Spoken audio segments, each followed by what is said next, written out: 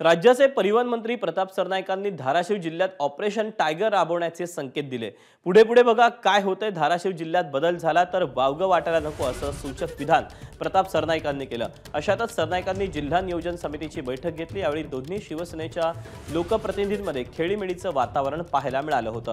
मात्र या खेळीमेळीच्या वातावरणानं राजकीय वर्तुळात चर्चांना उधाण आलं। त्यामुळे धाराशिव जिल्ह्यातील कोणत्या लोकप्रतिनिधींवर शिवसेना शिंदे गटाची नजर असेल हे पाहणं महत्त्वाचं ठरेल। भविष्यामध्ये तुम्ही बघा पुढे पुढे काय होतंय, कारण शेवटी ठीक आहे, स्वर्गीय शिवसेना प्रमुख हिंदू हृदय सम्राट बाळासाहेब ठाकरे यांचा विचार घेऊन आम्ही पुढे चाललेलो आहे आणि विधानसभेच्या निवडणुकीमध्ये या राज्यातील जनतेनं दाखवून दिलेले आहे की खरी शिवसेना कोणाची आहे।